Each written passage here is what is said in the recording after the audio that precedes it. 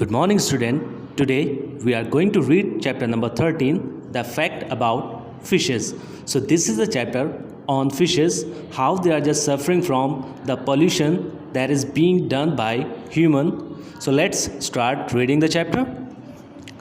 Water pollution is very harmful to humans, animals, and water life.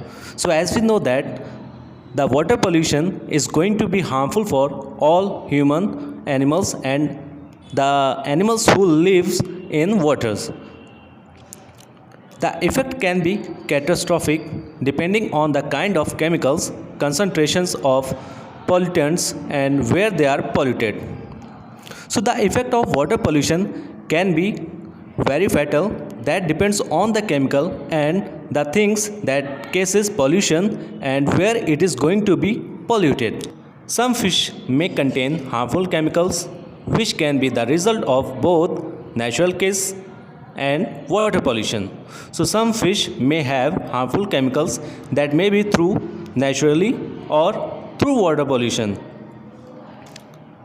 Now read it. Mercury is a toxic chemical which occurs naturally in ocean and the earth crust, but also comes from man-made sources such as pesticides, burning garbage, and the release of fossil fuels. So here we are going to be introduced the chemicals. Those are very fatal. So mercury is a very poisonous chemical that grows in seas naturally, that can also be grown from man-made sources. Pesticides, burning garbage, the garbage those are just being burned in oceans, and the release of fossil fuels, those are left in oceans. So these are the reason by which mercury can also grow in oceans, and that is going to be contained in fish because they are just going to consume them. So let's see next para. Polychlorinated biphenyls means PCBs, a group of chemicals, can also be found in some fishes. So PCBs, a group of chemicals, can also be found in some fish.